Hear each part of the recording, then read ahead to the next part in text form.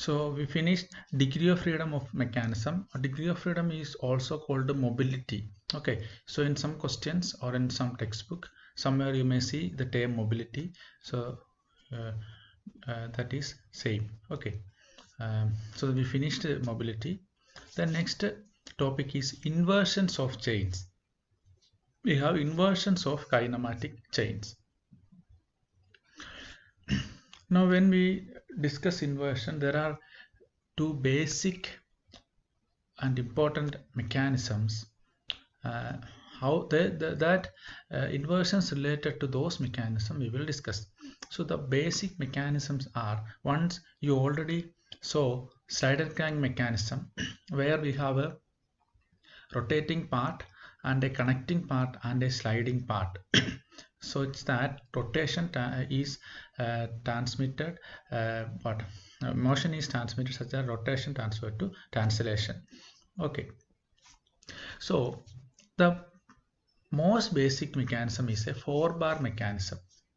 When I say 4-bar mechanism, you have to imagine you can draw 4 links together to form a closed curve similar to this. So here we have 4 links connected together, and this is corresponds to a 4-bar chain. Or just imagine that here you can see a black link.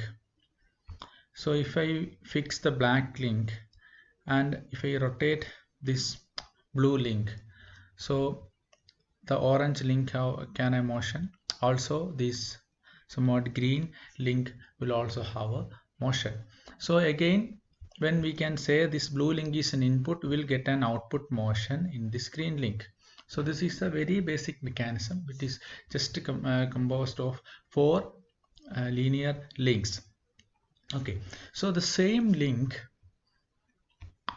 in the same link, when we replace this output link with a slider, we are replacing this output link with a slider, then what you are obtaining is a slider crank mechanism. Okay, this is how a slider crank mechanism we can fabricate. So these are the basic mechanisms, 4-bar mechanism and slider crank mechanism. So when the difference between chain and mechanism, in chain there is no fixed link. When we fix a link in kinematic chain, we call it as a mechanism. So the basic chains are, kinematic chains are 4-bar chain and slider crank chain, and in addition one more is specified, that is double slider crank chain, that we will discuss after the first two. Okay, now what are inversions? Actually, the definition you have to remember, in a kinematic chain, when we fix one link, we get a mechanism. So when there are 4 links in a chain, we are assembly of 4 links, it's a kinematic chain, then we can fix the first link, second link, third link and fourth link. That means we can have 4 different mechanisms. So these 4 different mechanisms are called 4 inversions of the same chain. Okay. So clear, I hope you're clear. Now this is a 4-bar chain. So here the we have 4 links. So we can fix the black link, we can fix the blue one, we can fix the orange one, and we can fix the green one also. So there are 4 possibilities in general. Now we'll see how to do that. So you have to write all these things. First you have to write inversions of kinematic chain, then you have to write the basic mechanisms, and also any additional data you require, you have to write how we can form a slider crank, what is a 4-bar chain, etc. Then you write inversions of 4-bar chains, that is should be the heading. Then you can draw a simple 4-bar chain. Now now next, before going to the inversions, we will move to Grashoff's law. Actually that this is supposed to, okay, wait, I will change it. Okay, so we'll move to the inversions. Before that, we have to study one thing that is called Grashoff's law. That is important, and you write it, Grashoff law. So what this law says, so for there is an at least one rotating link in a 4-bar mechanism, the sum of the lengths of shortest and longest links should be less than the sum of length of other 2 links. This is the law. So you write it and read it. Consider a 4-bar mechanism. if in a 4-bar mechanism there should be, if there is a crank means always you have to note, if you don't know, crank means the rotating part.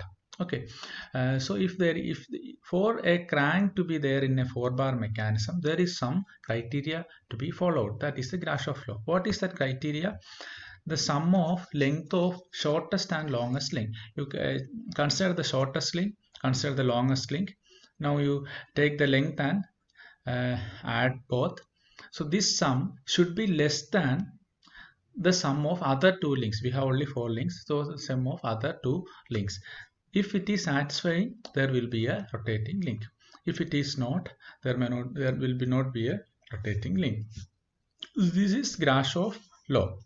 And there are some special cases, except that for all other mechanisms this holds true.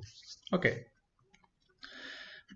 Now how this can be proved? That is not required for you. Because how you can prove that? You can have to consider different positions of a mechanism. If anyone think how to prove this, you have to think different positions of a mechanism.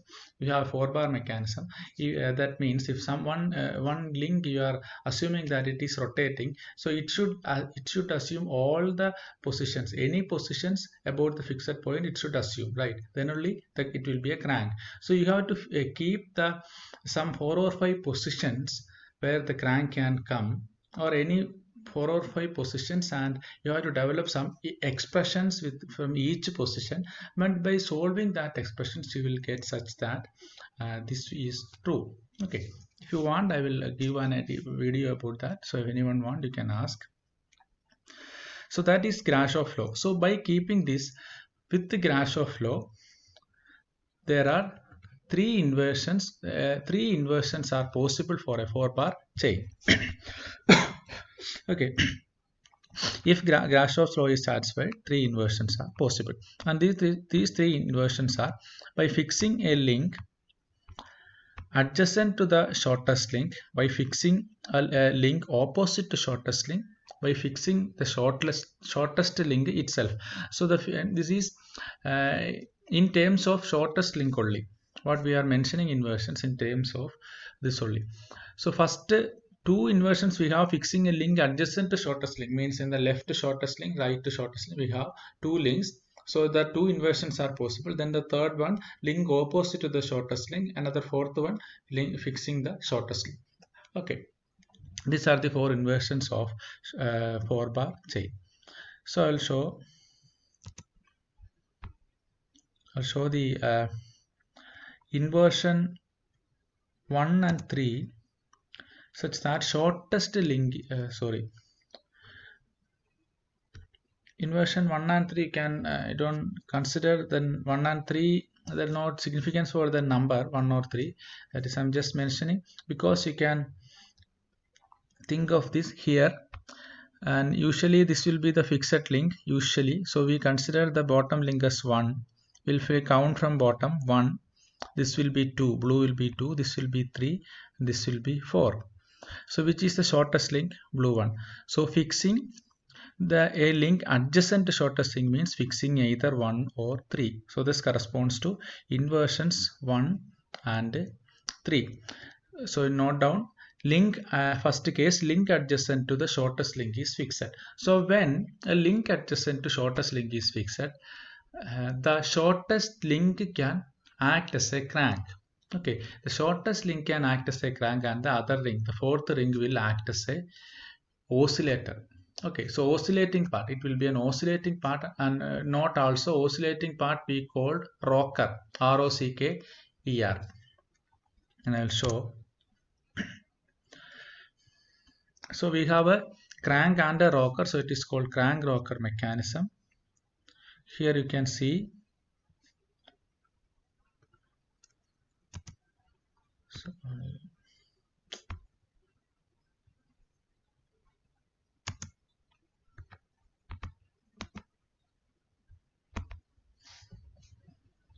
Don't know why.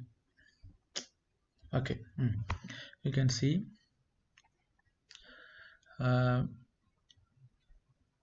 crank rocker mechanism. Okay, here you can see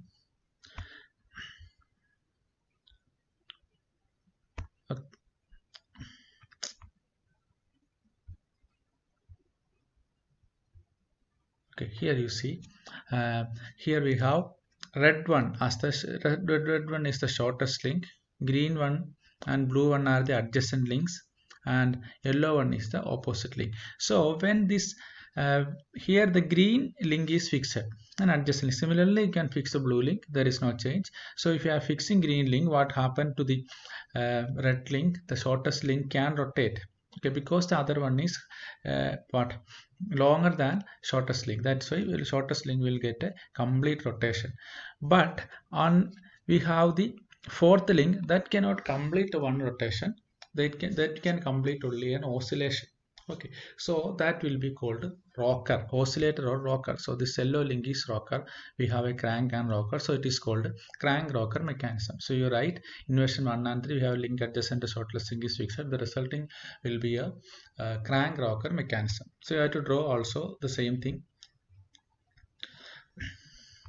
Then how will you so you can mark some lines like this to mention that this link is fixed in your diagram. Okay, here you can see it is fixed, but in actual case you have to draw like this to mention a fixed link.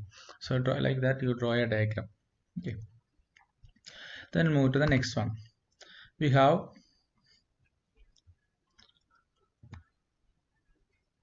inversion 2. Inversion 2 is shortest link is fixed. Now imagine when we fix the shortest link.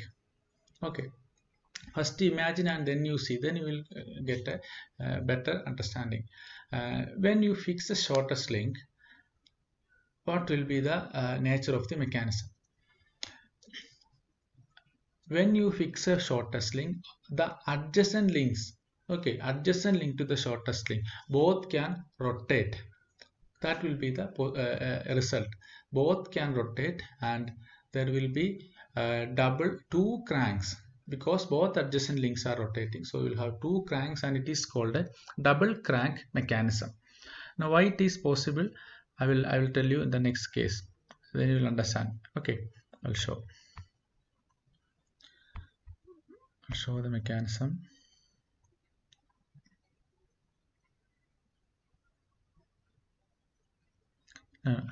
See, the green one is your what shortest link, and that is fixed.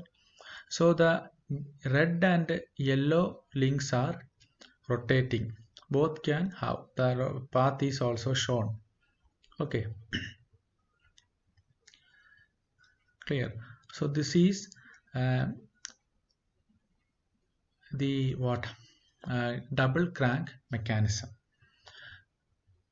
Here now you can see again why. Wait.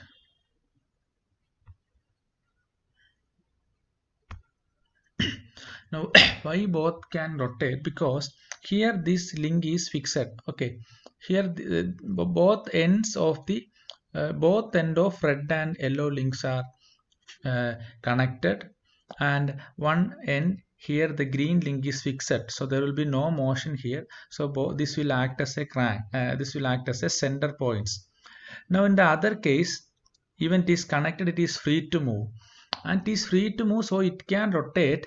When it can rotate, when the length is more than this is the center distance, this will not change because it is fixed.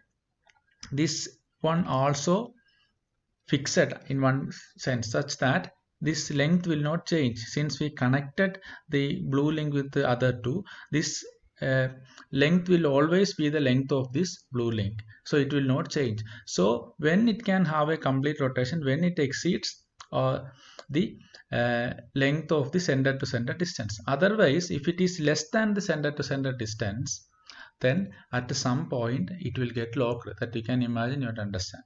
So there will not be a complete rotation. Clear. Here it is more than the center to center distance, that is the shortest link, so we can have two double rotation. So the next case, inversion 4, we have link opposite to the shortest link is fixed. Clear. That means this other case, that is the previous case,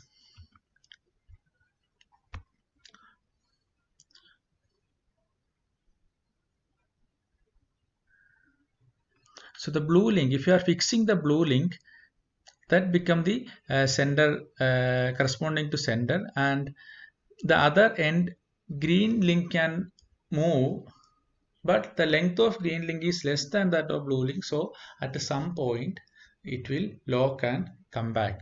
So there will be no crank in the such mechanism. Therefore both the links adjacent to crank will adjacent to shortest link will oscillate only. Okay, now you can see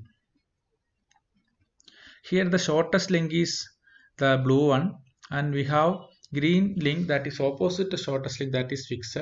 So the center to center distance is here to here. So in above we don't have that much distance, it will be less than that only. So there will be no complete rotation, both will oscillate only. So the mechanism is called double rocker mechanism. So please note down double rocker mechanism. So these are our inversions. Now this is again another GIF here diagram. You can see all different mechanisms. In the left you can see a crank rocker mechanism. Here the lengths are also mentioned to understand whether it satisfies Grashof law or not. This is an example for crank rocker. Then here we have a double rocker mechanism. Here you can see 0.4 is your link, shortest link. So the opposite link is fixed. So it results in a double rocker mechanism. Similarly, we have the same double rocker mechanism. They are showing other positions. So this is again a crank rocker mechanism only, because the link adjacent to shortest link is fixed. And what else we have?